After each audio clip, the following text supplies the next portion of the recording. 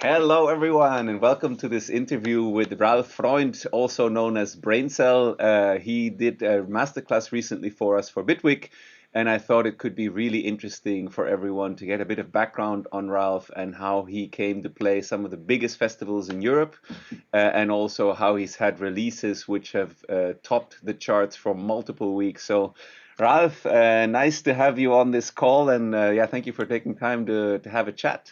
Yeah, hello, and hope you're all good.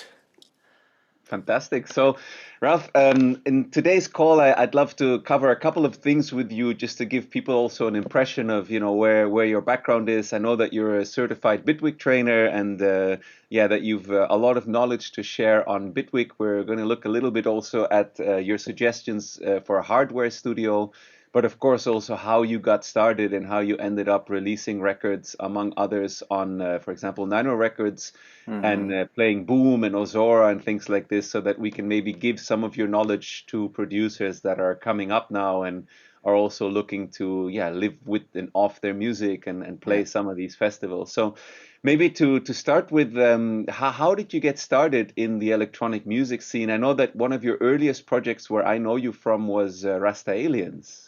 Yes. Yeah, Rust Aliens was one of the first electronic music projects, but we had like a rock band before, and then the bass player and me as a guitarist.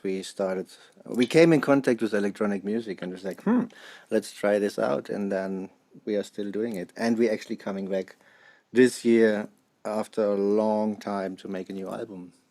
So these days, I think you release primarily as Braincell, but you have multiple other projects that you are working on, right? I have too much projects actually. That's what my wife is saying sometimes.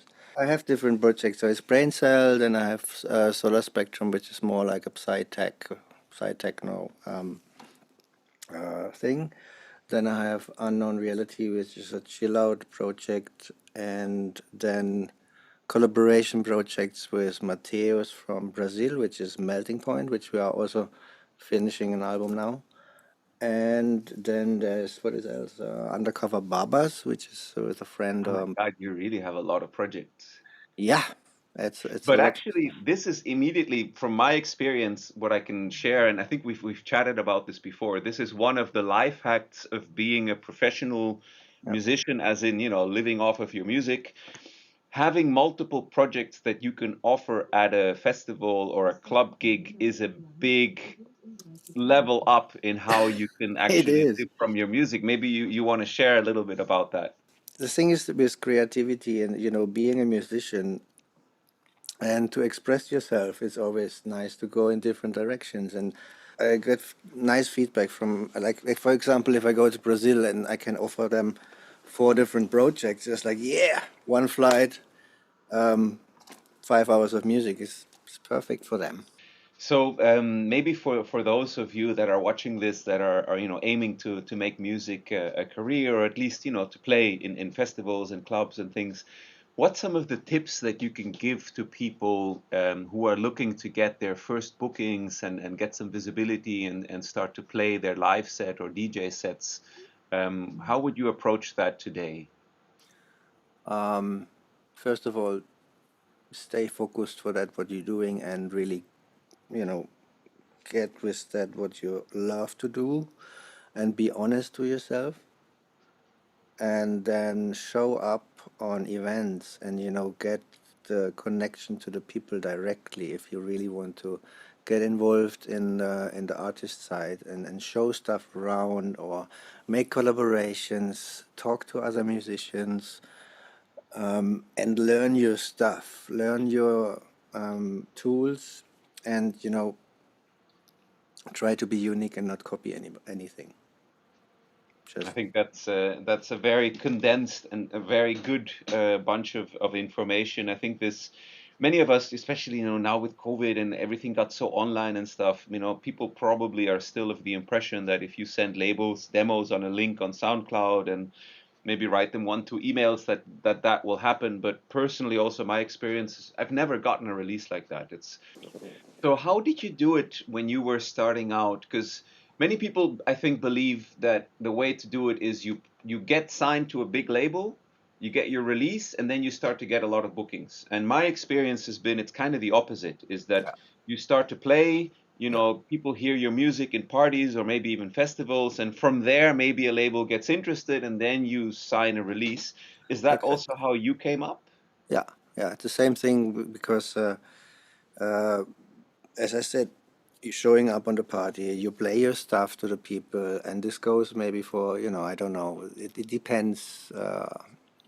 Is it 1 year, 2 year that you get heard? But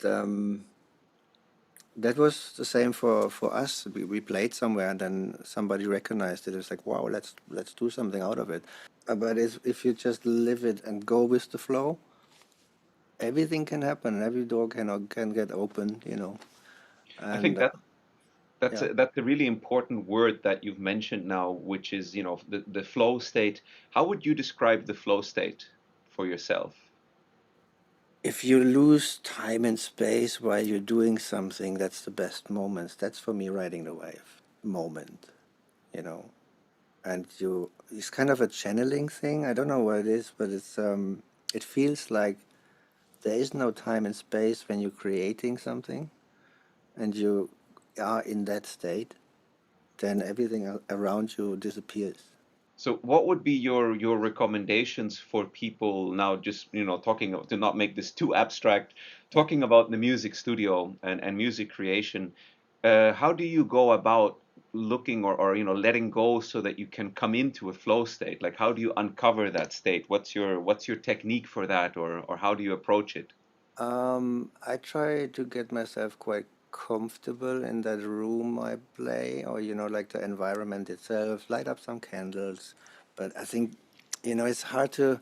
What helps for me, as I think it is also in the masterclass, if I watch something which is really funny, it activates your creativity brain. It's the same thing like if you go out and walking in the woods or you make meditation or whatever. Just be yourself in a nice and comfortable state. Having said that, we both have the luck and I guess also just the experience that we've been doing this for like 25, 30 years. But I can imagine if there's some producers that are just beginning now, they're probably saying like, yeah, you guys have, it's nice that you're talking about all this just being such a flow and kind of happening on alone, but I'm sure you also remember the first, 5 years of making music with a hardware studio where everything was a trouble and difficult and complex, and you have to learn everything. So, what Yeah, would be your tips and recommendations for people that are maybe starting out now? Like, how would you advise them to go through this early learning phase to get to a place where things can start to flow? try stuff out. Do 100 tracks. Let's just go and keep on going and then learn out of this instead like making everything perfect from the beginning. It will never happen. That's why you force yourself then. Just try and learn as much. Always a learning curve. It never ends. Hmm. Even, for me doing this for, it by yourself, it's not it's not ending. It's like a constant learning thing, and you want to try to get better and better and better, and that's part of the journey. I totally agree. And honestly, I mean, obviously, this is because we offer master classes, this may come across as like, me trying to sell a product, but some of the biggest leaps that I've made as a musician and a sound engineer has been either after watching people create music in sessions where I was, lucky to just kind of be there, and back in the early days, like watching people like GMS or also Earthling or other people that I just watched how they were producing, and then feeling the vibe that these people were in while they were in the studio was like really impactful and important to learn from. So, coming back maybe to some tips that you could share with people, that are starting out. How is it that you, as an act, have gotten to close, some of the biggest festivals in Europe or perform on those stages like, Boom and Ozora? And I'll put some video here so people can get an impression of how massive those stages are that you've played on. How do Mm. you go from, making music, the first tracks that you start out, in your case with hardware back in the day, to standing on stages like this and blasting people with your music for, like, I don't know, 5,000, 7,000 people. How does that happen, Ralph? Naturally. Now it's like yeah, just following my path and just following what I really love to do, and that's music. And I was never expecting something that I play in front of so much people. And yeah, most important, be there and connect to people and speak there, live the scene, live that what you love. I That's mean, I can completely relate to that advice, and it's funny. It's You often hear these kind of suggestions from, I'm going to say big artists. I mean, you've had your records on the number one spot on Psytrance charts for weeks on end. So I hope you're okay with if I say that. But in order to make this more concrete for the people watching this that are starting out their career, and they're like, yeah, everyone says like you have to follow your dreams and eventually it'll happen. But let's be really concrete. Like, okay. how did you get that booking where you closed? Was it Boom or was it Ozora? Also Zora. It was Ozora. How did that happen? Like, how did you get this dream booking? Like, maybe take us through the process of where does Ralph start to end up playing the closing set of Ozora? um, Actually, one of the guys working there, and he always loved my music, and I didn't have contact with those other guys. And then I fastly connected to the people, and they are so friendly, and it was like a kind of a friendship family thing building up. And then I played several times, and then on one point he said like, "Hey, you have the Golden Z this year." It was all like meeting people and connect to them, and being a nice guy and be normal as you are. Yeah, I completely agree. So, as an example of something I can give, because, for me, it's been quite a few years that I haven't really been a part anymore of the psytrance scene. Probably, I would say 10 years minimum.